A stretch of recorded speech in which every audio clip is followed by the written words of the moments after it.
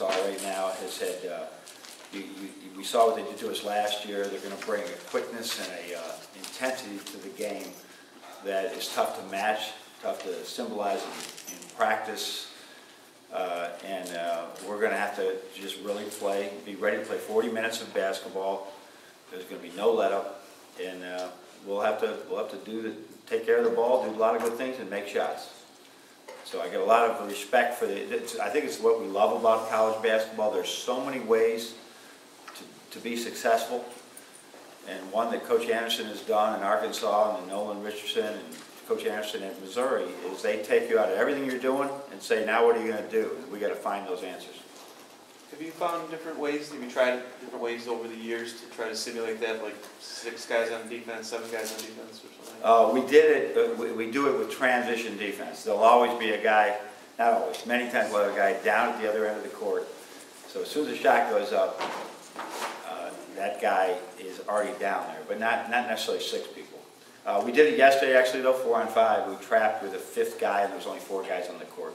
So you do try and make it like that, but it's not the schematic thing as much as the length and the quickness that we noticed last year.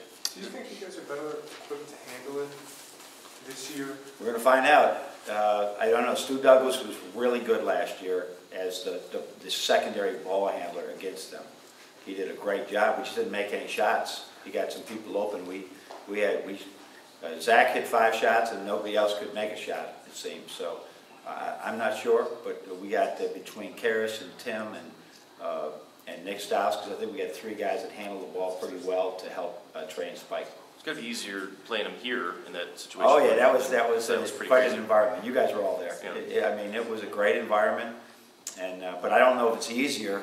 But I know that it is it certainly was not the most comfortable place to play, that's for sure. You remember Novak getting booed and all that? Yeah. When you're on the backside of a run like they had to open the game last year, that's probably, even as many games as you coach, pretty unique, that feeling. Yeah, it hasn't happened very often. You know, you might get blown out in a game, but not get off to a run like that, where they made the first 10 shots. Some of them were shots that they made for themselves. They just did a great job, and other things it was just like, I can't believe how quick they are going by us, and it's tough to simulate that. And then once we got used to their quickness, then we made some really good adjustments. B.J. Young is scoring a ton of points. How do you go about stopping him defensively? Well, I mean, we're going to see this all the time. There's going to be between him and Powell. I mean, both of them. I think Powell's the best power forward we've seen all year. And I think we've seen some pretty good ones, whether it's Kansas State, Pitt, North Carolina State. I think he's as good as anybody we've seen, if not better. So it's between him and Young. But those guys, this is a team effort now for them. They got a lot of people that put double-figure scores up. John, Tim seems to be struggling with his shot a little bit, not certainly to the depths of last year.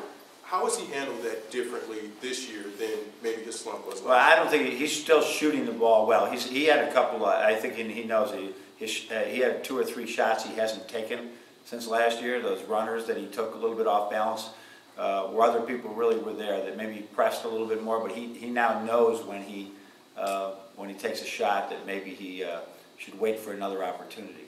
And no, he's handling it great. He understands it. He just, I think what bothers him more is if he turns the ball over. That's what bothers him more than missing a shot. He's rebounding more and pushing the ball more too. Is that helping him overcome maybe some because misses? his responsibilities are different, because he's a 2 guard, so his man is not a primary rebounder, so he's not blocking out. He can just go clean it up. And when he cleans it up, that's a great way to start our break. There's no outlet, there's nothing. Just go, Tim. And we encourage that. Does the opponent matter right now in terms of how much you work Lavert in? Oh yeah, I mean, every game that you go into, you're looking at, you know, if they're a really big team, if they're a quick team, if you need more ball handlers, yeah, absolutely. And this team they'll work very hard to tire us out. They'll work very hard to make Trey and Spike and Tim handle the ball. So people besides the point guards handle the ball. So that's another reason why Karras is in there. We needed one more primary ball handler in the backcourt. Not primary, secondary ball handler in the backcourt, and I'm looking forward to see what he does, because we have a couple guys that are pretty quick. he's one that's as quick as their guys as well.